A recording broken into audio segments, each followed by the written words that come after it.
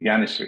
సత్యవ్రతుని నిత్య సంప్రాప్తి సాధనం కాలత్రయమునందు కలుగువాని భూతంబులైదును పుట్టు చోటగువాని ఐదు భూతములందమరువాని ఐదు భూతంబులు అడగిన పిమ్మట పరగువానిని సత్యభాషణంబు సమదర్శనంబును జరిపెడువానిని నిన్నాశ్రయింతుము నీయదీన మాయ చేత ఎరుక మాలిన వారలు పెక్కుగతుల నిన్ను పేరుకొందురు ఎరుగ నేర్చు విబుధులు ఏక చిత్తమున నిఖిల మూర్తులెల్ల నీవయండ్రో ఆ ఆ,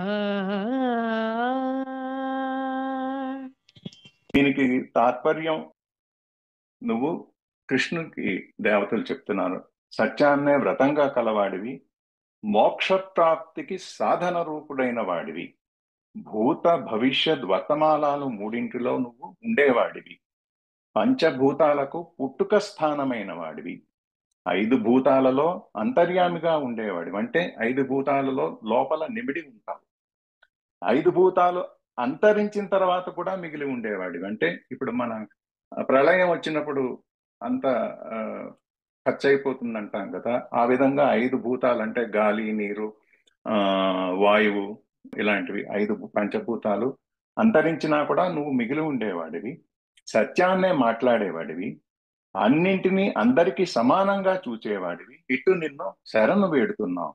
నీ మాయాశక్తి చేత జ్ఞానశూలైన వారు కూడా నిన్ను అనేక విధాలుగా అనుకుంటున్నారు, కానీ జ్ఞానులు మాత్రం ఏకచిత్తంతో అన్ని నీవే అంటున్నారు. శూన్యులంటే ఆ, జ్ఞానం లేని వాళ్ళు కూడా అనేక విధాలుగా నీ గురించి అనుకుంటారు, కానీ జ్ఞానులు మాత్రం ఏకచిత్తంతో అన్నీ నీవే, ఈ విశ్వం సర్వం నీవే అని ప్రార్థిస్తారు అని చెప్పి దేవతలు ఆ కృష్ణుడు గర్భస్థానంలో ఉన్న దేవకి గర్భస్థానం కృష్ణుడు గురించి ప్రార్థించారు. సమదర్శనం అన్నిటికీ అందరినీ సృష్టించి అందరిట్లో అందరినీ ఉన్నది పరమాత్మే కనుక ఆయన అందరినీ సమానంగా చూస్తాడు. అయినది ఆయనది సమదర్శనమే. పరమాత్మ తత్వాన్ని, సృష్టి తత్వాన్ని తెలుసుకున్న జ్ఞానిది కూడా సమదర్శనమే. సో ఇప్పుడు మనం కూడా ఆ మార్గంలో చేరడానికి చేరి ప్రయాణం చేయడానికి చూస్తున్నాం కాబట్టి. నిత్యశ్రీ 91.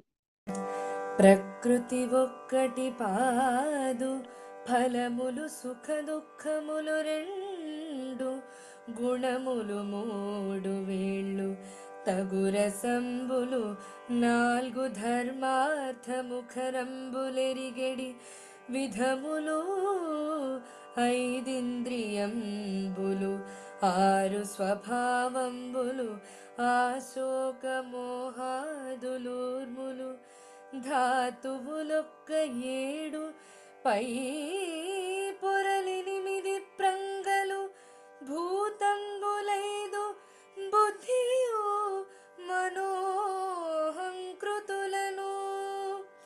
రంధ్రములు తొమ్మిదియు, గోటరముల్ ప్రాణప్రద దశకంబు, జీవేశ పక్షియుగము కలుగు, సంసార వృక్షంబు కలుగజేయ, కావనడగింప రాజ ఒక్కరుడవివా.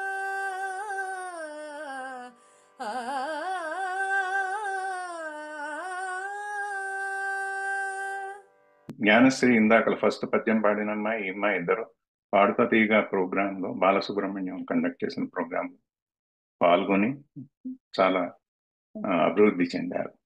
ఓకే, దీనికి 1, 2, 3, 4 ఏదో లెక్కలు వస్తున్నాయి. అదేమిట్రా అని ఆలోచిస్తే, పోతన ఈ పద్యం ఎలా వివరించాడంటే, బేసిక్గా మళ్ళా దేవతలు ఆ, కృష్ణుణ్ణి ప్రార్థిస్తున్నారు.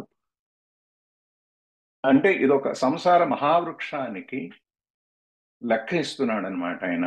ఎక్కడెక్కడ ఎలా ఏమిటి ఉన్నాయని చెప్పి, అంటే మనం కూడా సంసారంలో ఉండి ఆ వృక్షానికి ధాతువులుగా ఉన్నాం కాబట్టి దాని లెక్క చెప్తున్నాడు. మూల ప్రకృతి పాదుగా, సుఖ దుఃఖాలు 2 ఫలాలుగా, సత్వ రజస్తమో గుణాలు 3 వేళ్లుగా.